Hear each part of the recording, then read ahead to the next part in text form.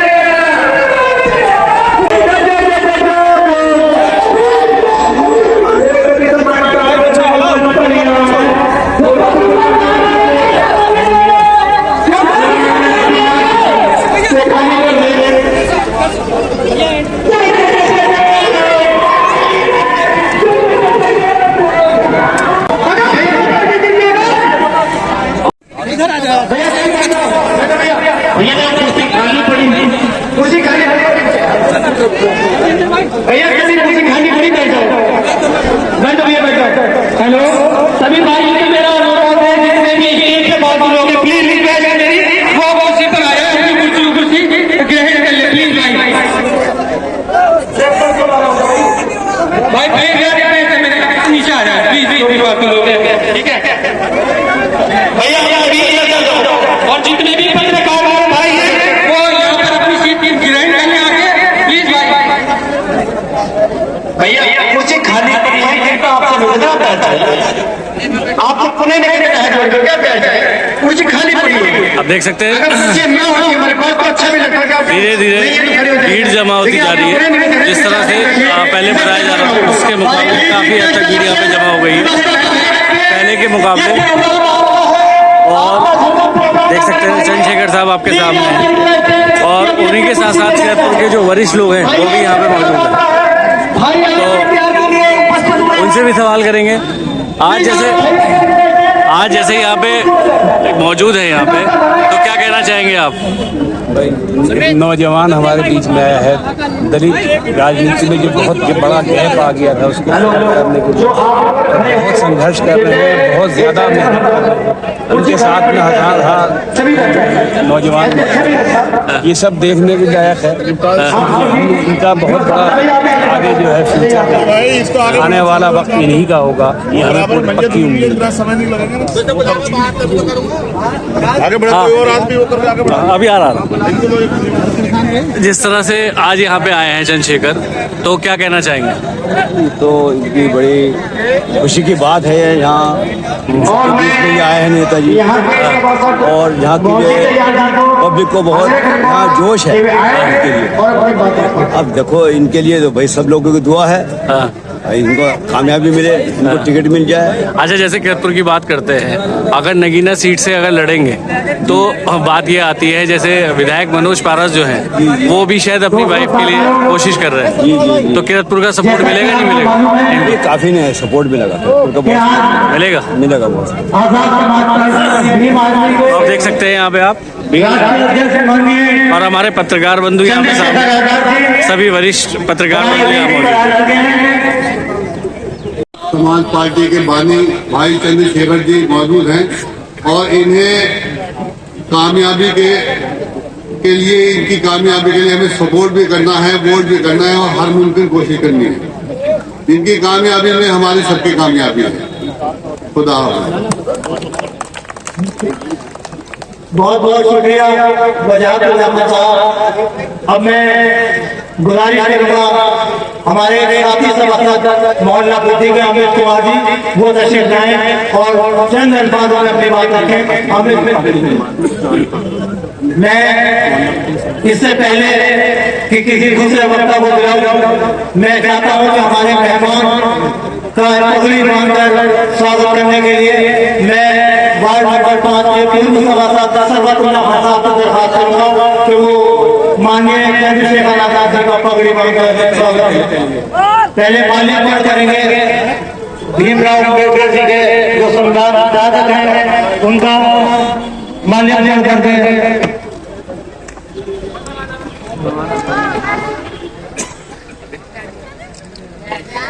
मैं मोहल्ला बुद्धि के सभासद अमित कुमार जी और रहमतुल्लाह खान से दरखास्त करूंगा कि वो दोनों मिलकर मुश्तरका तौर पर भीम आर्मी के राष्ट्रीय अध्यक्ष चंद्रशेखर आजाद जी का पगड़ी बांधकर स्वागत करें। आप बांध देंगे।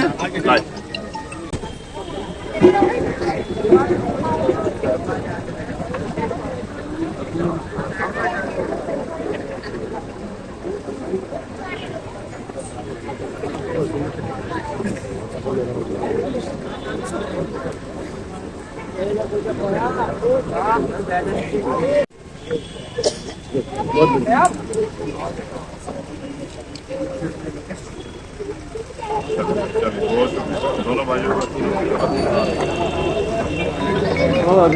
मैं निवेदन करूंगा श्री ओम कुमार जी अगर मेरी आवाज सुन रहे हो तो वो तशरीफ लाए। आदरणीय खैरातपुर के सभी बुजुर्गों, नौजवान साथियों, प्यारे बच्चों, मातृशक्ति साथियों, आज खैरातपुर के अंदर आजाद समाज पार्टी और भीम आर्मी के संस्थापक माननीय एडवोकेट चंद्रशेखर आजाद जी आपके बीच में आए हुए हैं।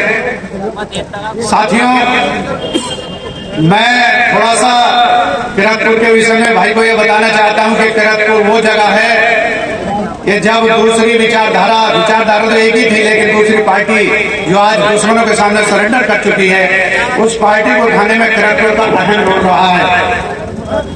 88 में जब शुरुआत उस पार्टी का था तो 88 में खैरातपुर के जब्बार मकरानी साहब चेयरमैन बने, जनपद बिनौर के 4 चेयरमैन बने थे उस समय जब शुरुआत हुई बीएसपी की, और राजा गजनफर अली साहब इस क्षेत्र के विधायक रहे और बहुत अच्छी हस्ती रही। शुरुआत में बहुत सारे हमारे बुजुर्ग मास्टर जयराम सिंह जी और शीशराम जी, सतीश जी, बहुत ऐसे साथी थे जिन्होंने बहुजन समाज पार्टी को मजबूत करने बहुत मेहनत की।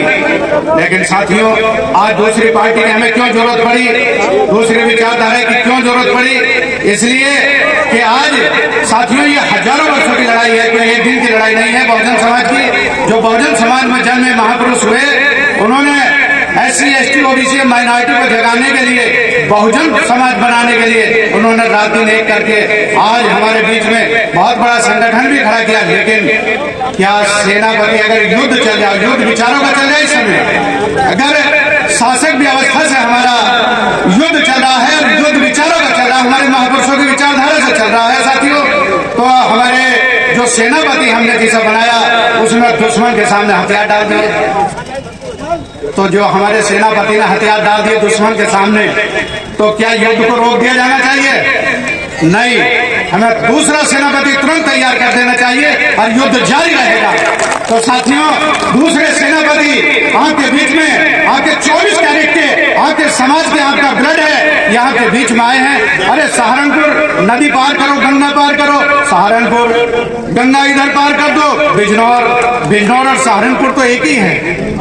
तो साथियों, आपके बीच में इतने होनहार और इतने लड़ाकू जो कभी किसी मामले में डरते नहीं, कहीं चाहे संघर्ष की घटना हो, बच्चों के ऊपर हो, चाहे महिला के ऊपर हो, चाहे इंसानों के ऊपर हो, चाहे वो अल्पसंख्यक पर हो, बैकवर्ड पर हो, जितना भी जुल्म जाति शोषित वर्ग पर होता है, वो तुरंत पूरे देश के अंदर चंद्रशेखर की गाड़ी पहुंचती है, चंद्रशेखर ही पहुंचते हैं। तो जो महलों में बैठे जो नेता जिन्होंने इतना अकूत धन कमा रखा है, तो उनको ईडी का डर है, किसी को सीबीआई का डर है, किसी और दूसरी चीज का डर है। साथियों, ये जो सरकार चल रही है ना, ये ईडी और सीबीआई के बलबूते पे चल रही है। तो जो इस तरह से जो सीबीआई ईडी से डरता है, वो तुम्हारा संघर्ष नहीं कर सकता, वो तुम्हारी लड़ाई नहीं लड़ सकता।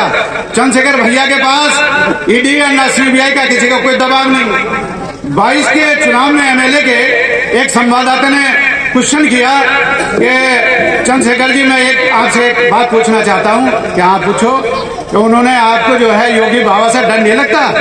उन्होंने कहा इस एशिया महाद्वीप की सबसे बड़ी जेल तिहाड़ जेल है। मैं कई बार तिहाड़ जेल काट गया हूँ, और बताओ। तो पत्रकार देखता रह गया। तो साथियों, जो हमारा नेता इतना बहादुर हो, इतना सक्सेसफुल हो, और मेरी खासकर मुस्लिम समाज के लोगों से मेरी हाथ जोड़कर विनती ये है कि नगीना पार्लियामेंट सिर्फ यहाँ किरतपुर की ये बहुत ही बेहतरीन सरजमी, यहाँ उपस्थित किरतपुर के सभी सम्मानित क्षेत्रवासी, इस क्षेत्र के बहुत ही सम्मानित नेतागण, जिम्मेदार लोग, उपस्थित माए बहनें, नौजवान साथी, भाइयों बुजुर्गों, हमारी पार्टी के सभी सम्मानित नेता, विधानसभा, जिला, प्रदेश के आज की सभा में अपनी बात रखने से पहले समय समय पर भारत की धरती पे जन्मे सभी संतों, गुरुओं, महापुरुषों को नमन करता। और अभी जब मैं सभा में आकर बैठा था, यहाँ से बिल्कुल थोड़े से पीछे लगभग 100 मीटर ही रहा था, मैंने देखा कि बहुत सारे लोग मायूस बैठे हुए हैं। तो मैंने इनसे आते ही पूछा कि मुझे लगता है कि वहां पर तकलीफ हुई है। तो उन्होंने मुझसे कहा कि वहां एक इंतकाल हो गया है। और मैं ये समझता हूँ कि अभी राजनीतिक लड़ाई ठीक है, मंच सभाएं ठीक है, लेकिन अगर हम किसी के दुख में शामिल नहीं हो सकते तो इसका मतलब हमारी इंसानियत मर गई। तो मैंने इनसे कहा कि चलो सभा जल्दी खत्म करते हैं, वो भी इसलिए क्योंकि आपने मेहनत करके, पैसा खर्च करके, अपना समय आपने दिया है, आप यहाँ बैठे, इसलिए कम बातों में सभा खत्म करेंगे, उनके बीच में चलेंगे और जो दुख सुख है उनका बांटेंगे। बाकी मैं मानता हूँ इज्जत, मौत, जिंदगी, ये सब जिस कुदरत ने, ऊपर वाले ने जन्म दिया है उनके हाथ में, उसकी ज्यादा परवाह नहीं करता, बस कर्म करता। तो यहाँ उपस्थित सभी पुणे सभी साथियों का धन्यवाद, हमारे प्रशासन के लोग, पुलिस के लोगों का भी धन्यवाद। अब मेरे बारे में मुझसे पहले बहुत सारे हमारे सही साथी अपनी बात करते हुए कह रहे थे। ये सच है कि जब जुल्म जाति अत्याचार होता है, ना मैं सरकार देखता हूँ, ना जाति देखता हूँ, ना धर्म, ना प्रदेश देखता हूँ, जहाँ भी किसी में जुल्म जाति अत्याचार होता है, मैं अपनी ड्यूटी अदा करने जाता हूँ। और ये काम पिछले 10 साल से मैं हर दिन करता। आप बहुत जागरूक लोग हैं, मुझे बताया गया अम्पाल जी द्वारा कि यहाँ पहले बहुत ताकत तैयार की गई। मेरे पास जो लोग बैठे हैं बहुत सम्मानित लोग हैं क्षेत्र के, यहाँ तमाम लोग मेहनत करते हैं। लेकिन आज हमारे प्रदेश और देश के हालात क्या है, ये मैं देखना चाहता हूँ। हमारे प्रदेश और देश के हालात ये है कि अगर कोई अपनी सामाजिक, आर्थिक, धार्मिक आजादी पे कोई सवाल कर देता है तो सवाल करता बाद में मुकदमा पहले लिखा जाता है। जो चोरी, लूटपाट करके, गरीबों का पैसा लूट के, किसानों की जमीन दबा के, कमजोरों की जमीन दबा के बैठे, उन तक तो शायद कानून के हाथ ना पहुंचे, लेकिन गरीब आदमी की गिरफ्तार में कानून का हाथ जल्दी चला जाएगा। और आजकल न्यायपालिका द्वारा नहीं हो रहा, बुलडोजर द्वारा हो रहा। तमाम तरह से जो और कमजोरों को कमजोर बनाने का प्रयास किया जा रहा है। ये देश अंग्रेजों का गुलामी काटने के लिए देश के शहीदों ने बहुत बलिदान दिए, और कोई एक जाति धर्म के लोग नहीं थे, सभी जाति धर्म के लोग शामिल थे। सबने संघर्ष किया, तब जाके आजादी आई। आजादी के साथ बहुत सारे लोगों के संबंध में सवाल था कि आजादी तो आ गई है, लेकिन क्या इस मुल्क में हम सबको बराबरी का अधिकार मिलेगा? उस बराबरी के अधिकार के सपने को डॉक्टर बाबा साहब अम्बेडकर ने संविधान में तैयार किया और हर व्यक्ति को एहसास दिलाया कि इस मुल्क में आपकी बराबर की हिस्सेदारी है, आपके स्वाभिमान सम्मान की रक्षा होगी, आपको अवसर मिलेंगे, सामाजिक गैर बराबरी खत्म होगी, छुआछूत खत्म होगा, भाईचारा बनेगा, तरक्की के रास्ते खुलेंगे, आपको अपने दीन की, धर्म की आजादी होगी, मुल्क आगे बढ़ेगा, तरक्की करेगा, दुनिया में नाम होगा। लेकिन हुआ ये, मैं दुश्मन की ताकत नहीं मानता, आपकी लापरवाही मानता। आपने ऐसे लोगों को मौका दिया, ऐसे लोगों के साथ आप खड़े रहे कि उन्होंने ना अपना काम किया, ना आपका काम किया। और आज मुल्क में हालात है, उत्तर प्रदेश या केंद्र की सरकारों का पक्ष चले तो वो आपसे आपकी रोजी रोटी का अधिकार भी छीन ले। नए नए कानून बन रहे हैं, यहाँ ठेले लगेगी, ये दुकान नहीं खुलेगी, ये नहीं होगा, वो नहीं होगा, ये सब बन रही है क्योंकि वो आज भाजपा आरएसएस के लोग सरकार में बैठे हैं और सरकार में बैठ के सरकारी मशीन से गरीबों को सताने का काम कर रहे हैं। ना किसान खुशहाल है, ना मजदूर खुशहाल है, ना व्यापारी खुशहाल है, ना दलित पिछड़े मुसलमान खुशहाल है, ना ही महिलाएं सुरक्षित है। रोज ये हत्याएं हो रही है और हम जाए तो जाए कहाँ? जाते हैं थाना कचहरी में तो पुलिस के अधिकारी बेचारे करना भी चाहे तो सरकार के नेता का मंत्री का फोन आता है कि चुप रहो, जो हम कह रहे हैं वो करो। आज हालात ऐसे हैं, लोग बेबस हैं, लाचार हैं, नौजवान पढ़ लिख के बेरोजगार घूम रहा है, भर्ती आती नहीं है, घोटाले हो जाते हैं। कोई भर्ती आ जाए तो 69 या 67 भर्ती कर आरक्षण में घोटाले हो जाते हैं। और हालत तो ये है, ये भी नहीं पता जो आज पुलिस के लोग हमारे खड़े हैं कि इनकी नौकरी भी कितने दिन की है। आज ये भी नहीं पता कि कब सस्पेंड हो जाए, कोई नया नियम आगे इनको भी बाहर कर दे। तमाम अधिकारी कर्मचारी सब लोग परेशान हैं और सब चाहते हैं कि मुक्ति मिले। अगर मुक्ति कैसे मिलेगी? जब वो सत्ता में बैठे हैं, सत्ता में बैठे आपको फिर थोड़ा ही खिलाएंगे। सत्ता में बैठे तो इंतजाम करेंगे योग्य और मीडिया के लिए सुरक्षित नहीं है। कोई अगर मीडिया का साथी ईमानदार से पत्रकारिता करना चाहे तो उसको भी नहीं पता कि सामने का जेल में रह जाए, घर में रह जाए, उसको भी नहीं पता। कई पत्रकार अभी परसों एक पत्रकार पीटे गए और वो पत्रकार गुप्ता जी कोई थे बेचारे और वो वीडियो करके कह रहे थे कि एक पत्रकार को पीटे थे, मैंने वीडियो बनाई तो मेरा फोन तोड़ दिया और 4-5 अधिकारियों ने मुझे पीटने का काम किया। हालात ऐसे हैं, सब बेबस लाचार सोचते हैं कि हो क्या। मगर मैं समझता हूँ इससे पूरे समय देखते एक ऐसा भी दौर था कि देश में अंग्रेजों के राज में बहुत आजादी नहीं थी, न पढ़ने की, न लिखने की, न आगे बढ़ने की। हमने तब भी संघर्ष किया, हम तब भी लड़े और इन हालातों से भी हम लोग निकल जाएंगे अगर हम बुनियादी फैसले समझदारी से करने लगे। आप मेरे बारे में जानते हैं, मैंने 16 महीने जेल काटी, कोई चोरी डाका डाल के नहीं काटी, बस अपने लोगों के लिए लड़ रहा था।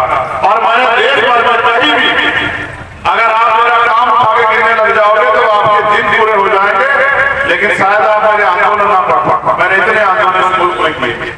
जब भी कहीं के साथ अन्याय हो, चाहे 2 अप्रैल का अन्याय हो, चाहे उन्नाव की घटना हो, चाहे हाथरस की घटना हो, चाहे CNRC का मामला हो, और मुझे बड़े दुख के साथ कहना पड़ा, जिनको नेता आपने बनाया, जिनको सींचा आपने, जिनको ताकत दी आपने, जिन लोगों को आपके लिए आगे खड़ा होना चाहिए था, जिनको आपने जमीन से उठाकर सर पर उठाया, जब आपसे मुसीबत आई आपकी आवाज उठाने वाला कोई नहीं था, आप आसमान देख रहे थे कोई आपकी आवाज। एक ऐसा भी फरमाया उत्तर प्रदेश में कि उत्तर प्रदेश के जो आज के मुख्यमंत्री हो 2022 से पहले उन्होंने कहा ऐलान करके कि मुसलमानों ने तो अपनी बेटियों को, अपनी बहनों को, अपनी पत्नियों को सड़क पर बिठा दिया, घर में घुसकर रजाइयों में बैठ बैठे, ऐसा समझ गया।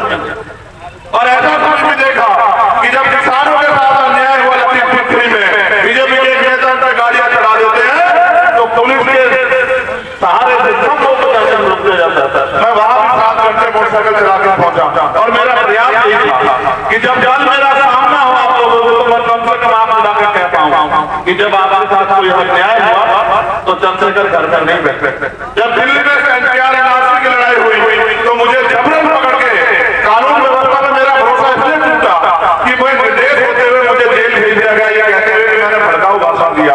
29 दिन में जेल में रहा, खूब लाठियां खाई, अन्याय था। उसके बाद आया तो मुझे कोर्ट ने ऑर्डर दिया कि आप दिल्ली में नहीं रहोगे, आपको दिल्ली छोड़ के जाना पड़ेगा उत्तर प्रदेश 24 घंटे के अंदर। ये हमारा मुल्क है, हम टैक्स देते हैं, हम अपनी जीवन लगाते हैं, किसान मजदूर लोग बिल्डिंग बनाने में अपनी मेहनत लगाते हैं, पसीना लगाते हैं। और जैसे आपने कहा कि आप दिल्ली नहीं रहोगे, दिल्ली देश की राजधानी है, मैं नहीं रहूंगा तो कौन रहेगा? मैं 24 घंटे अगर आज दिल्ली में और ये ऐलान करके आया कि पूरे 5000 साइन बाग बना के आपको रोक, आप कहते हैं कि आप रोक लेंगे, इस लड़ाई को मजबूत करेंगे। और आया सबसे पहले घर नहीं गया, नेटोर गया, जहां सीधी गोलियां मारी गई। आप जानते हैं, देखो मैं पुलिस को इससे ज्यादा कहता, पुलिस सरकार की होती है। आज इनकी सरकार उनके साथ से काम कर रही है, कल आपकी आ जाएगी आपके साथ काम कर रही है। मैं पुलिस को एडमिनिस्ट्रेशन को कुछ नहीं मानता, ये तो नौकर लोग सरकार की नौकरी करते हैं, अपने बच्चे पालना है, ये क्या कर सकते हैं इससे ज्यादा? ये अगर कुछ करना भी चाहे तो इनके हाथ में देवे, इनसे मुझे कोई ज्यादा शिकायत नहीं है। मैं मानता हूँ, मैंने सरकारें भी देखी है। फिर मैं यहाँ से चला गया, देश भर में जा रहा हुआ, यही आपके यहाँ बराबर में एक जिला पड़ता, वहां तबरेज टंकी में बात मार दिया गया। 2 मुट्ठी तक में कहते हैं कि सुसाइड कर दिया। तो अपने परिवार ने उससे कहा कि भाई आप आ जाओ, उसकी लड़ाई लड़ने के लिए गया और उनके उसका मुकदमा दर्ज कराया उसके खिलाफ, जितनी मेरे अंदर हिम्मत थी, चाहे नासिर जुनैद की हत्या हो, चाहे यहाँ चंद्रशेखर के साथ अभी हत्या हुई, एक मिस्त्री को मार दिया गया, जितनी मेरे अंदर हिम्मत है और जहाँ यही बिजनौर में एक बेटे के साथ रेलवे स्टेशन के पास न्याय हो, जहाँ मेरे अंदर हिम्मत थी मैं गया और लड़ा। लेकिन अब मुझे ऐसा लगता है ये लोकतंत्र है। सड़कों पर हम आवाज उठाते हैं, मीडिया जितना छाप सकते छाप देती है, लेकिन जिनको जवाब देना है वो जवाब नहीं देते, क्योंकि सड़क पटल नहीं है। इस देश में अगर ताकत है प्रदेश के अंदर तो विधानसभा में, सदन में, क्योंकि कानून वहां बनते हैं, कानून वहां से इम्प्लीमेंट होते हैं और सवाल का जवाब सरकार को वहां देना पड़ता है। या फिर संसद में ताकत है, कानून वहां से बनते हैं, कानून वहां से लागू होते हैं और कानून आपको मानने पड़ते हैं। और कानून में कितनी ताकत है आप जानो। कोरोना काल आया तो पुलिस सरकार ने कहा कि 8 बजे के बाद कोई घर के बाहर नहीं निकलेगा, आप लोग घर में बैठे। कानून आया कि 500 रुपए जुर्माना लगेगा अगर मास्क नहीं पहना होगा, आपने माना। कानून यहाँ नहीं बनते, कानून सरकारें बनाती है। इसलिए मैं अपने लोगों को समझाने के लिए निकला हूँ। आपके पास नगीना जो पार्लियामेंट है, ये 3 चुनाव यहाँ होंगे नगीना पार्लियामेंट, और मीडिया के साथी भी यहाँ। अब पता नहीं आप किस तरह लिखेंगे मैं नहीं जानता। पहला चुनाव यहाँ समाजवादी पार्टी में जसवीर सिंह बने हैं, कितना काम किया है आपके क्षेत्र में आप कर जानते हैं, और आपके लिए क्या किया है ये आप जानते हैं। कभी आपको पूछा तो मुझे बताना। फिर दूसरा चुनाव भारतीय जनता पार्टी थी, यशवंत सिंह कितना काम किया, क्या विकास किया, कितने स्कूल बनाए, कितने कॉलेज बनाए, कितनी फैक्ट्री लगवाई, कितने लोगों को रोजगार दिया, आप फिर तीसरे एमपी आपने गठबंधन के बनाना। मैं यहाँ नेता के हैसियत से नहीं, आप क्षेत्र की लड़ाई लड़ने के हैसियत से पूछ रहा हूँ। अभी आपने तीसरे एमपी गठबंधन के बनाए, आप बताओ आप नेता किस योग्यता में समझते हो? इसलिए कि उसे हरा दो, उसे जिता दो, उसे डर जाओ, या इसलिए कि ये नेता सदन में जाके आपकी लड़ाई लड़े, आपके दुख सुख में आपके साथ खड़ा हो, जब आपके साथ अन्याय हो आपकी आवाज उठाए, ये सोचिए नेता तय करते हो या किसी को हराना जिताने को तय करते हो? ये लोकतंत्र है। किसी को हराना जिताना बंद करो, अपनी ताकत बनाना शुरू करो। अगर आपको ताकत नहीं होगी तो जो अत्याचार होंगे। और मैं जिनको गुरु मानता मान्यवर काशीराम साहब वो कहते थे कि लोकतंत्र में जिनके पास ताकत नहीं होती उनकी बहन बेटे का कान भी होता है, उनके साथ सुन जाती भी होती है और उनके हाथ ऐसे फैले हुए होते हैं। सरकार राशन देके आपके वोट को लूट रही है। ये वोट बाबा साहब अम्बेडकर के 4 बच्चों कुर्बानियों में मिला है।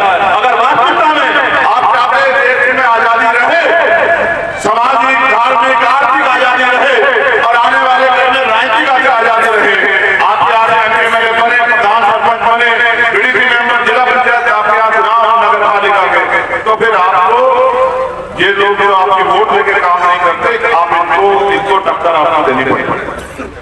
अगर आप इनको टक्कर नहीं दोगे तो फिर आप अपनी समस्याओं के जिम्मेदार खुद रहेंगे। और मेरे लोग जिनमें मैं पैदा हुआ, जो मेरे माए बहन रहती है, तो कितनी ठगी गई है पैदल जाम। चुनाव के बाद उनकी बस्ती में कोई बैलेंस नहीं आता। अभी बीजेपी के लोग, तमाम पार्टी लोग निकलेंगे, कहेंगे खाना खाएंगे, ये करेंगे। ये वोट हमें खाना खिलाने के लिए नहीं मिली। जो अधिकार हमें नहीं दे संविधान से पहले, उन अधिकारों को लागू कराने के लिए वोट को ताकत मिलेगी। अपनी ताकत को मजलूम, पिटे हुए, सताए हुए, गरीब, कमजोर इकट्ठे हो जाए महिलाएं और ताकत बना के अपनी लड़ाई लड़े। और मैं आपसे कहना चाहता हूं, आज हालात ये हैं, कोई पैसे वाला राजनीति नहीं कर सकता, कोई व्यापारी राजनीति नहीं कर सकता। जिसके पास पैसा है, सीबीआई, इनकम टैक्स वाले, सुबह उसकी गर्दन पकड़ता, शाम में वो भारतीय जनता पार्टी में। आज तो मैंने ये भी देखा, अपना विष्णु गया तो मैंने देखा बहुत सारे मुस्लिम समाज के लोग बेचारे बीजेपी का झंडा लगा घूम रहे। मैंने रात 10 साल क्यों घूम रहे हैं, तो कहा थोड़ा व्यापार बंद हो जाएगा, धरने लगाएंगे। तो ये हालत हो गई है कि डरा के, धमका के, लूट के, बेबस करके राजनीति की जा रही है। ये लोकतंत्र नहीं हो सकता। इसलिए मैं आपसे कहना चाहता हूँ, अगर आप चाहते हैं यहाँ आपके बच्चों को अच्छी शिक्षा मिले, आपके स्कूल कॉलेज बंद ना, अच्छे अस्पताल बने, उनमें आपके लिए इलाज की व्यवस्था हो, नौजवानों के लिए नौकरी की व्यवस्था हो, रोजगार की व्यवस्था हो, लोन मिले, लोगों को काम करने का अवसर हो, और तमाम तरह से जो अपनी राजनीतिक ताकत बनाने के लिए जो अन्याय किया जा रहा है, जिसमें मुसलमानों पे, दलितों पे, पिछड़ों पे, आदिवासियों पे ये बंद, सिखों पे, जैन पे, बुद्धिस्टों पे कहाँ जाती है? कोई बुद्धिस्ट व्यक्ति को तो कार्यक्रम करके दिखाए, परमिशन लेके नहीं पड़ेगी। अब पुलिस के लोग आगे किसी के इशारे में नेता के महापुरुष तस्वीरें पहनते बताएंगे। अगर कोई मुसलमान कोई अपना धार्मिक आयोजन करना चाहे कर ही नहीं सकता है, कोई सिख और जैन करना चाहे कर ही नहीं सकता है। जैन समाज के लोग जितने भी काम करते हैं सब पर भाजपा के लोगों ने कब्जा कर लिया। उनका एक मकसद ये है कि जैसे ईस्ट इंडिया कंपनी ने देश को गुलाम बनाया था, वो चाहते हैं कि अडानी अंबानी देश के सारे बिजनेस पे कब्जा कर ले और वो व्यापारी हिंदू मुसलमान कोई भी हो वो सब उनके अधीन हो जाए। ऐसा बन जाएगा मुल्क कि आपको रोजी रोटी के लिए भी, आपको पीने के लिए पानी और दूध के लिए भी अधीन होना पड़ेगा अडानी अंबानी के।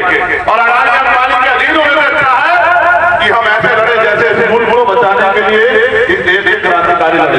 और अगर हमने ठान लिया कि हम लड़ेंगे तो हमें कोई रोक नहीं सकता है। लोकतंत्र में बहुत शक्ति है। जिस सत्ता की तरफ से आप लोग खाल खींच रहे हैं, इस देश को कमजोर कर रहे हैं, वो सत्ता हमसे छीन लेंगे। एक ऐसा प्रेम भाईचारा बनाने का काम करेंगे नगीना से, जिसकी ताकत, जिसकी हिम्मत, जिसकी ऊर्जा, जिसकी उम्मीद पूरे प्रदेश में जाएगी और पूरे प्रदेश से हम लोगों को खदेड़ने का काम करेंगे। इसलिए मैं आपसे कहना चाहता हूं, अब तक आपने मुझे सड़क से ताकत दी, आप हमेशा मेरे साथ खड़े रहे, आपने मेरा हौसला नहीं गिरने दिया, आपने हमेशा एहसास किया कि चंद्रशेखर कमजोर नहीं है, चंद्रशेखर ताकत। मैं इस बार पहली बार आपको भी कहा कि आप मुझे वोट की ताकत भी देते। अगर आपने मुझे वोट की ताकत दी तो मैं वचन देके कहता हूँ संकल्प के साथ किरत के ऐतिहासिक धरती पे कि कभी आपको किसी नेता की जरूरत नहीं पड़ेगी। चंद्रशेखर आजाद बेटा बन के यहाँ काम करेगा इस क्षेत्र के लिए और आपके स्वाभिमान सम्मान की लड़ाई लड़ेगा, आपके बच्चों के अधिकार की लड़ाई लड़ेगा और कोशिश ये करेगा, क्योंकि मैं पढ़ा लिखा वकील हूँ, मैंने सरकारें देखी है कि इस क्षेत्र में विकास के अवसर और रोजगार के अवसर तैयार हैं। इस क्षेत्र में जो जुल्म जाति नेता लोगों को डरा के कर रहे हैं वो बंद हो जाए, आपकी आवाज बने और यहाँ भी आपकी आवाज उठे और संसद में भी आपकी आवाज उठे और आपके क्षेत्रों में काम हो, लोगों को मजबूर होकर आपके ये काम कराने पड़े। इसलिए मैं आपसे अपील करता हूँ कि नगीना में आप मेरी मदद कराएं और मुझे लड़ाई को लड़ने का हौसला। अगर आपने हौसला मुझे दिया तो मैं लिख के देता हूँ कि आने वाला कल नगीना का नहीं इस क्षेत्र का वो बहुत मजबूत होगा और यहाँ हम लोग आजादी के साथ अपनी बात आगे बढ़ा पाएंगे। बहुत बहुत धन्यवाद, आप सबका बहुत बहुत शुक्रिया। क्योंकि मैं तो पहले धन्यवाद करूंगा नगर अध्यक्ष दानिश भाई का, ललित कुमार जी जो विधानसभा अध्यक्ष है,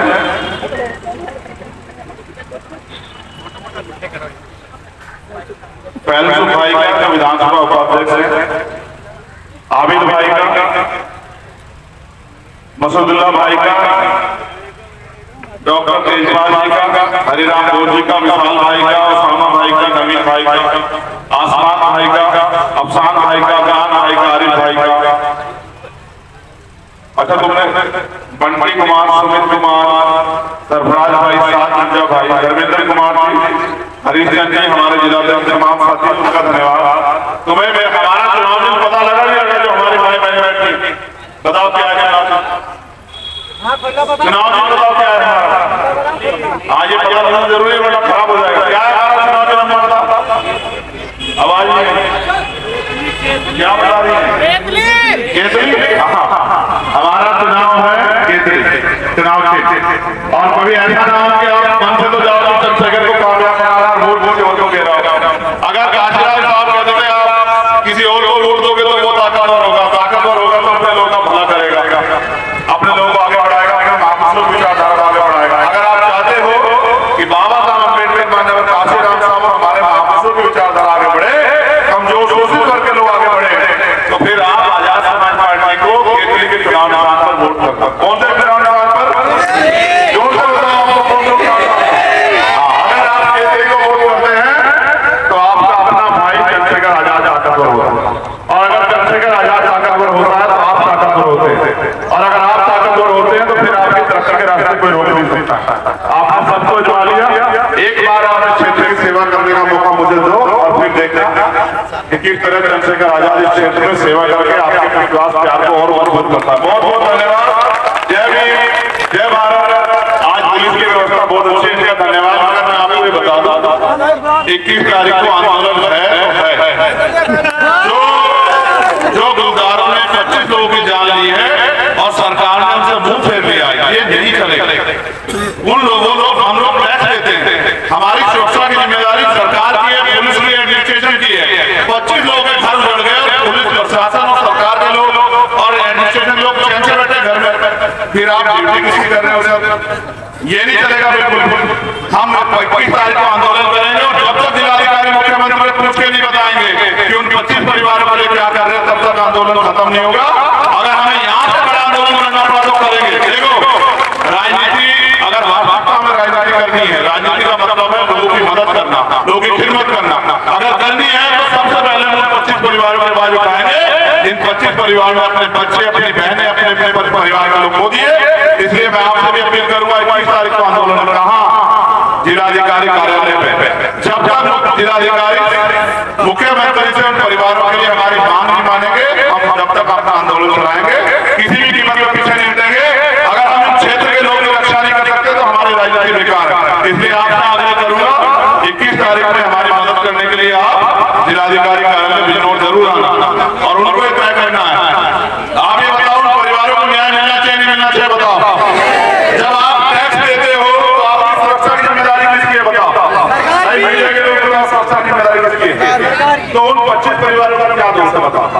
ये कल मेरे राज्यों का हो सकता है, चुप्पी अक्सर आदत बन जाते हैं। अगर आप चुप रहे तो कल किसी और के परिवार का नुकसान क्या करोगे? आपके भी बच्चे, अगर ये गुलदार आपको नुकसान पहुंचा दे, आप भी तो कवरेज करने जाते हैं, क्या करोगे? आपके बच्चों का क्या होगा? सरकार का जवाब है, ऐसे फिर काम नहीं चलेगा, सरकार का जवाब देना पड़ेगा।